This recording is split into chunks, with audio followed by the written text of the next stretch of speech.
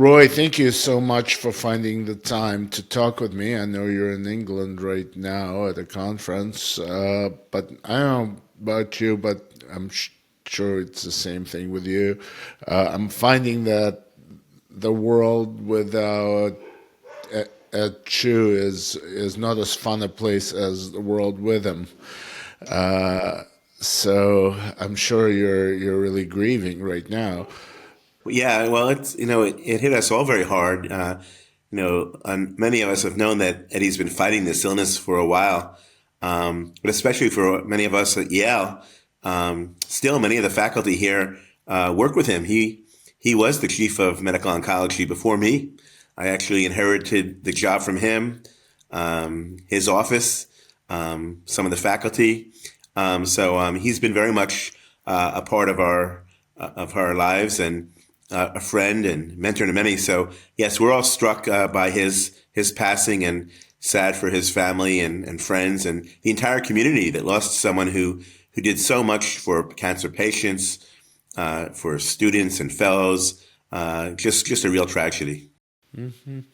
Well, the our tribute to him, which you wrote a part of, is the most read story now. And one thing it did not have in it were some of the stories that you told always and repeatedly. Thank God, I love hearing them, and the stories that he told. And you've known Ed longer than anyone in oncology. Well, coincidentally, I've known Ed, and I don't want to date myself, but probably almost 45 years.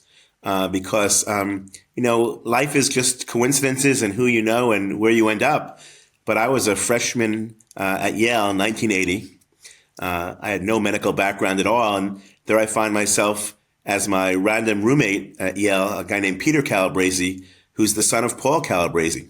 So on day 1 or 2 of college, I met one of the then and still now most famous oncologists, and being very friendly with Peter. We would go up to Rhode Island on weekends because, as many people know, Paul Calabresi was many great things, but he was also a great sailor. And on the boat one weekend, I met Eddie Chu, and didn't think much of it back then. But over the years, our lives crossed. Certainly the fact that Eddie was at Yale and I came to Yale, and he was very helpful to me as I got started.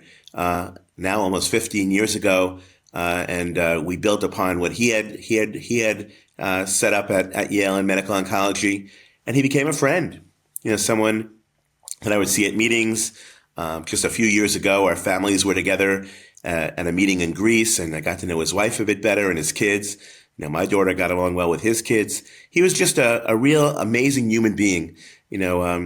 Scientist, clinical researcher, but also someone who cared about people.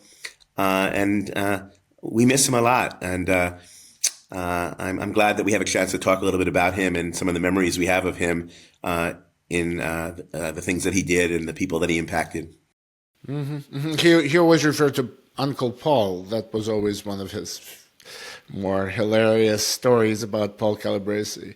Well, it's interesting. At the funeral last week, and I was fortunate. It's only about an hour and a half from where I live, so I went. Bruce Chabner was there. So of course, Eddie had time in Providence, but also at the NCI, where he worked with Bruce, and Bruce was his uncle Bruce, and I guess Paul was either his uncle or maybe a surrogate father, because Paul's parents, sorry, not Paul, but Eddie's parents, both PhDs, worked for Paul Calabresi. They worked with him and in Rhode Island and at Yale. So there's really a very tight bond, and Eddie really lived a lot of the history, and that's why I know he's probably very helpful to you as you've been doing your history projects and so forth over the years, because Eddie really saw all that firsthand. And he did amazing work, in GI cancers, folate metabolism, thymidylate synthase, and other work. And he was the pharmacologist. I bet many of the people watching this or reading this, probably when they were studying for their boards, used his book, or they would bring him in to lecture at all the different review courses on on cancer for boards because Eddie taught lecture 1, 2, and 3 on cancer pharmacology. He really was an amazing cancer doctor, but also pharmacologist. But he understood cancer centers especially well. That seemed to be almost like his kind of a natural habitat. It's incredible. I've served on several EABs with him. Oftentimes he would be the chair, but he really did understand, what was needed. And look what he did with Montefiore Einstein, an amazing center that's been around for years. But within 3 years, he made it a comprehensive center, something that had been tried for many years. He knew what to do. He also was an amazing writer. People at Yale, we got together over a coffee last week, and they would talk about how you would ask Eddie advice, and before you turned your head, he would actually write you a few paragraphs. He was that good a writer and synthesizing ideas. I served on EABs with him, where by the time I sent in my critique, he'd already written up the whole program. He just really understood what needed to be done, and people relied on him. And I think that collective wisdom, of working on EABs, working with cancer center directors, being one himself, has really elevated the entire field. Certainly at a time when we need it more than ever, because we're flying with that knowledge now of how cancer centers run during this period as we redevelop some of the new methods. Yeah, well, the trajectory of Montefiore Einstein was really incredible because they went from probation to comprehensive in a very quick time. Right, and you saw that at the memorial service for him. All the people from Montefiore, I guess now it's Montefiore, who really respected and will miss him dearly. I was struck by one former Yale resident who ended up doing his fellowship in Houston and then came back and was hired by Eddie. He was just telling me about the amazing mentorship he got from Ed. And he was working now on breast cancer, but Ed cared about people. He took the time to talk to people, to advise them, to help them. Not a lot of people do that great anymore, and are willing to be generous in that way. And that's something I remember about him. We used to teach at Vail. I was actually the Vail clinical trials course. I was in the very first course, many years ago, but over the last decade, I would teach there, and oftentimes I'd be paired with Ed, and it'd be the two of us with the statistician. So I learned a lot from him. It was really, I'm glad that I got to know him as well as I did. One of his nicknames was the baritone of reason. Yeah, deep voice and like a big bear hug. He was just he was caring, thoughtful, insightful, and it just shows us, any of us, can be struck by illness, by tragedy. And I just was amazed by the dignity at which he handled this. I hadn't talked to him in the last several months, but he was writing a chapter in one of the books that I edit, one of the big medical textbooks. And I said, Ed, do you want to take a second author? He goes, no, I can do it. I said, are you sure you don't want to have someone else help you? And he to the end, he wanted to keep working. Finally, he did take on some help, but he really wanted to keep doing his work and supporting people as he searched for the best treatments he could find for his disease. What was kind of his experience with the healthcare system?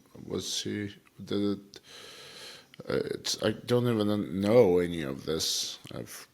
Well, I don't know much, but I can tell you that one of the things that I think all of us that work in the field know is we're a tight community. We care about everyone, but when one of us gets sick, we all rush to help. And I'll tell you, I know from the New York metropolitan area, Connecticut, everyone was there to help him, advise him. It makes you really realize, Paul, that even when you're in the top of the field and you know exactly what to do, you really don't. Especially in a disease that's not that curable or curable at all. You have to weigh different options. So I think he got great advice and great care. He was fortunate; he had his own hospital, but I'm sure he sought care elsewhere as well. And hopefully, we in his memory we do more research into areas like glioblastoma, cancers where we've made very small progress in recent years, and and there are many other cancers similar to that. So I can tell you that the way I look at it is work's not done nearly at all. We have a lot of research to do. We need to do trials. I'm hoping there'll be a nice symposium in his honor sometime next year. I know the people at Einstein are planning to do something for him. And I think that his commitment to cancer research and patient care will certainly come out from that. Yeah, I think it would be interesting to do an oral history or a series of oral histories of his sort of whole career. But it was the part that's really I keep coming back to is the beginning, which is for him the career begins really at birth or close to it. Well, Yeah. yeah. Well, Tommy from Yale spoke at his funeral, and Eddie was born, an only child to two scientists who worked with Paul Goldberg. So I'm sure he got a little bit of a push. My Jewish parents gave me a little push too. I can just imagine how big a push he got, and he was obviously quite smart and brilliant. So he was destined to work in cancer research. And I know Paul Calabrese would always talk about Ed to me, even though I didn't interact with him that much over the years. But I know Paul saw him as a son and really mentored him. And, so he was an oncologist, from an early age and had great experiences at great places. And I know he did a lot for us at Yale. I can tell you that, Yale Cancer Center now really has grown. And, Eddie left right as we were opening our new hospital. And I remember sitting in his office and he said, "Roy, if you take this job, these are the things that you need to think about." And he helped me, to get some support for pharmacology, for translational research. He actually was working on a PO1 at the time he left Yale, on something called PHY 906. It's a combination of 4 or 5 Chinese herbs. And some were skeptical, but he saw that there were some pharmacological properties in some of these herbs. They were using it in colon cancer. It helped with some of the side effects. And he actually got a PO1, and we actually helped him to take a large part of it to Pittsburgh, which is where he went. And we kept the trial going. Howard Hochster kept the trial going at Yale. So, very nice to work with him in that way. And I asked once, "What's your data for this?" And he said, "Well, we have a great deal of preclinical data, and there's 1,800 years of experience with these herbs." So I thought it was very amazing that someone who was really a very analytical basic science was willing to look at these alternative type Chinese medicines. And that might have been part of his background. He's very involved with a group called CAHON, CAHON, the Chinese Oncology Association. And they were quite present at his memorial service as well. Yeah. No, he and I talked about it when he went to, at one point, I don't even know. I've had so many conversations with him over the years, but he was telling me about the Chinese herbs. Did that ever pan out? Did that have a... I think it's still ongoing in clinical trial. Tommy Chang is still working on it, and they're still they've got it funded. So I think the trials will tell the story.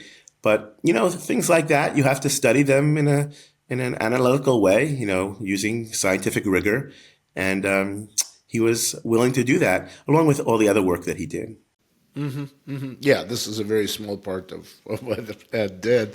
Yeah, is there any other thoughts? Any other anecdote that comes to mind? I just think Eddie's life was cut short, but I think of all that he did in his 60+ years. You look at people that he interacted with. We appreciate at Yale the opportunity. Myself, Mario Snow, Vince DeVita, who remains a friend and mentor to me, I know was a mentor to Eddie. Eddie was, how many chapters did he write for that textbook or the companion to that textbook? There are many people who feel that we're very lucky we had him in our lives, both as a friend and as someone who really mentored many young faculty in the next generation. But I'll just say on a personal note, it's makes me realize, we saw Eddie 3 years ago in Greece, and we were with a couple of other of our friends, Sarah Goldberg from Yale, Pasiani, a few others. I remember we went out on a boat in Athens, and we really got to know each other, not so much as colleagues working on a textbook or working on a grant, but as friends. And we had said, let's get together more. We're only an hour and a half away. He actually lived in New Rochelle, which is where I grew up.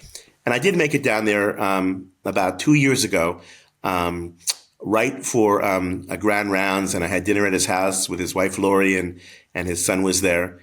And then he was having a little bit of pain in his neck that day, and he told me the next week he was going in for an MRI, and that was the last time I really saw him. We talked a bit, but then his life changed, and it just goes to show we just have to live each day.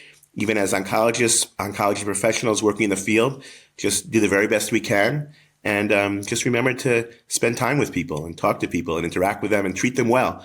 And I think his legacy is great man, great scientist, but amazing human being. Mm-hmm. Totally.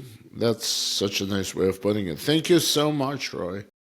Thanks, Paul. And it's always great.